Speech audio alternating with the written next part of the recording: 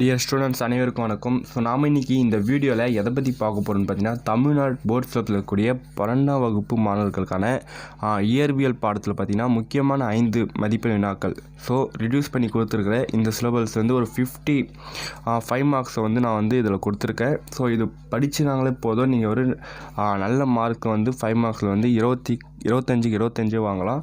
So அது என்னென்ன question அதை பற்றி தான் வந்து நம்ம இந்த வீடியோவில் ஃபுல்லாக டீட்டெயிலாக பார்க்க போகிறோம். ரொம்பவே உங்களுக்கு யூஸ்ஃபுல்லாக இருக்கும். ஸோ ஃபஸ்ட்டு கொஸ்டின் என்னென்னு பார்த்தீங்கன்னா, மின் இருமுனையின் மின்புலம். ஸோ மின் இருமுனை மின்புலம் பார்த்திங்கன்னா ஃபஸ்ட்டாக பார்த்திங்கன்னா மின் இருமுனையின் அச்சுக்கோட்டில் உருவாகும் மின்புலம். ரெண்டாவதாக பார்த்திங்கன்னா மின் இருமுனையின் நடுவரை தளத்தில் உள்ள புள்ளியில் மின்புலம். ஸோ ரெண்டாவது கொஸ்டின் என்னென்னு பார்த்தீங்கன்னா, மின் இருமுனையால் ஒரு புள்ளியில் ஏற்படும் நிலை மின்னழுத்தம்.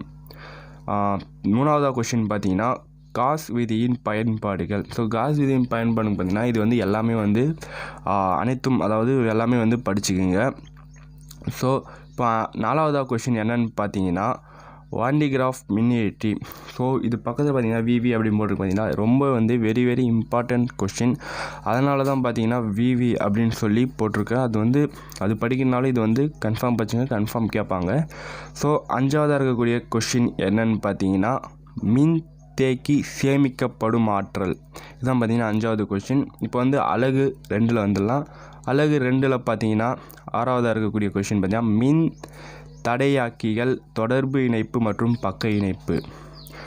ஏழாவதாக கொஸ்டின் என்னன்னு பார்த்தீங்கன்னா வீஸ்டோன் சமணச்சுற்று. ஸோ இதுவும் பார்த்தீங்கன்னா வெரி வந்து இம்பார்ட்டண்டான கொஸ்டின் தான் இந்த வீஸ்டோன் சமணச்சுற்று. இதுவும் படிச்சுங்க. எட்டாவதாக கொஸ்டின் பார்த்தீங்கன்னா மீட்டர் சமணச்சுற்று.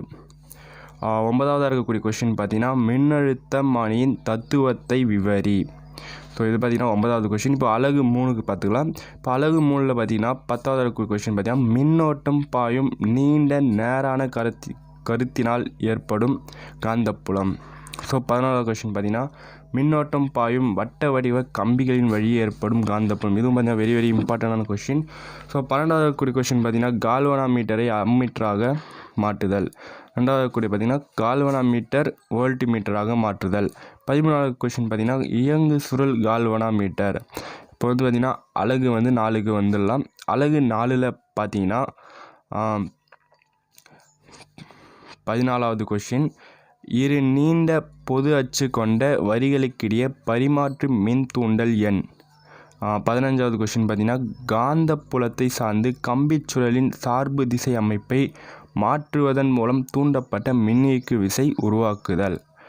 ஸோ 16வது கொஸ்டின் பார்த்திங்கன்னா மின்மாற்றியின் அமைப்பு மற்றும் செயல்பாட்டை விவரி.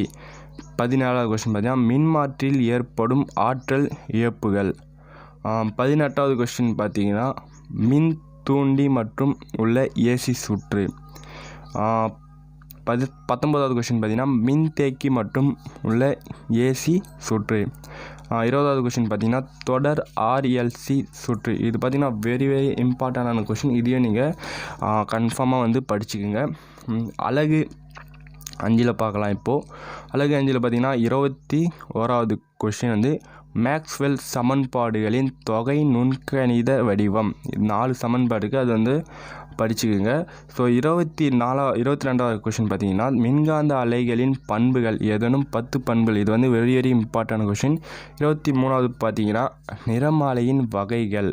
ஸோ நிறமாலைகளின் வகைகள் அப்படின்னு பார்த்தீங்கன்னா 2 நிறமாலையின் வகைகள் இருக்குது. ஒன்று பார்த்தீங்கன்னா வெளியீடு நிறமாலைகள். 1வது வந்து வெளியீடு நிறமாலைகள். 2வது பார்த்தீங்கன்னா உட்கவர் நிறமாலை. இந்த 2 நிறமாலைகளும் படிச்சுக்கோங்க.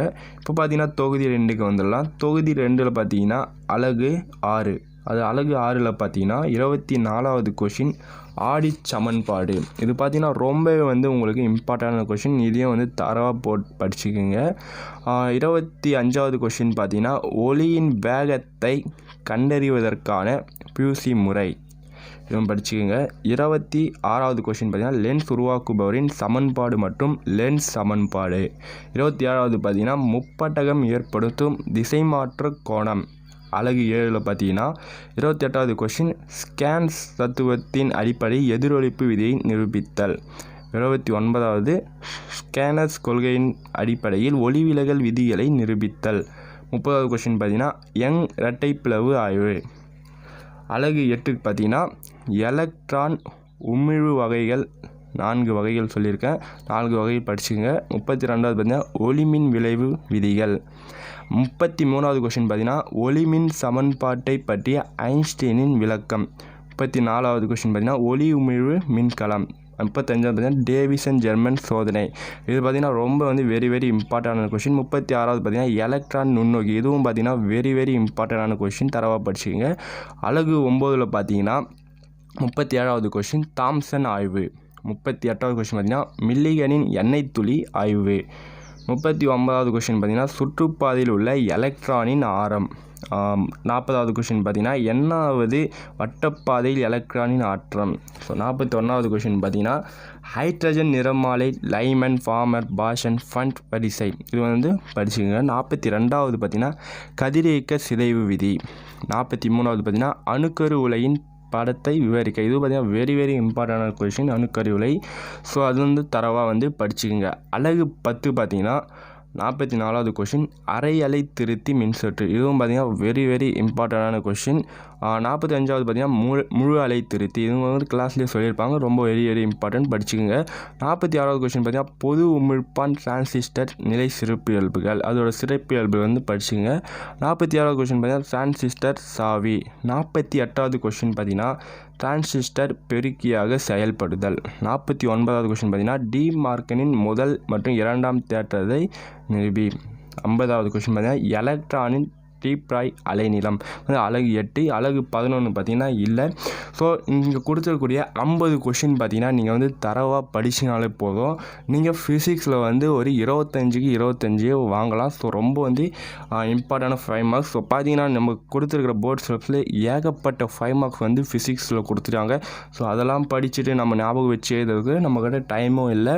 ஸோ பப்ளிக் கிட்ட வரதுனால ஸோ நான் சொல்லியிருக்கிறேன் இந்த 50 கொஷின் நீங்கள் படித்தாங்களே ஒரு நல்ல மார்க்கை ஸ்கோர் பண்ணலாம். ஸோ படிச்சுட்டு நல்ல மார்க்கை ஸ்கோர் பண்ணுங்கள். அது மட்டும் இல்லை, இந்த மாதிரியான எஜுகேஷன் சம்மந்தமான வீடியோஸ்லாம் உங்களுக்கு வேணும் அப்படின்னு சொன்னீங்கன்னா கீழே இருக்கிற ரெட் கலர் சப்ஸ்கிரைப் பட்டனுக்கும் அதை கிளிக் பண்ணி சப்ஸ்கிரைப் பண்ணிங்க.